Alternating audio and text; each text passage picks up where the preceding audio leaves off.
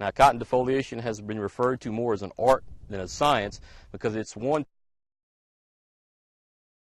very susceptible to environmental conditions. Changing environmental conditions can affect the recipe, if you will, that you put out for successful cotton defoliation.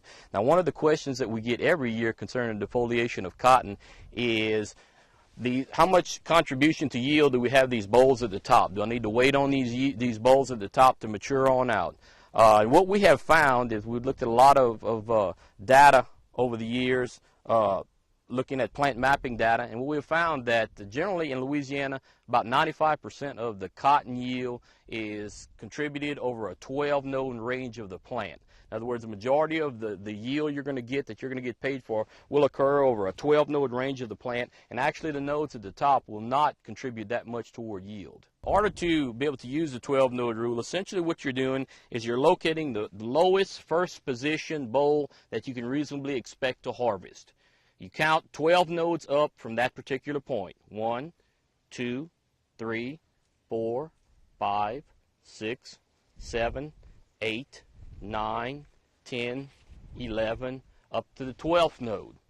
Now, any boll on this 12-node range of the plant that I just counted will contribute significantly to yield, over 95% of your cotton yield. And once you reach that 12th node, the decision whether it's safe to defoliate or not becomes a visual inspection. So what you do is any boll at that 12th node, you will cut it in cross-section with a knife, and you want to visually inspect the seed. And what you're looking for essentially is the edges around the seed. Once that seed coat starts darkening, then that boll is considered mature and safe from defoliation. You will not harm yield.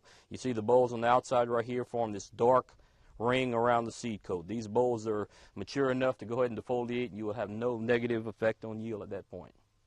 Every node above this 12-node range will have very little contribution toward yield. And essentially what you're doing is you obviously have more mature bolls at the bottom of the plant.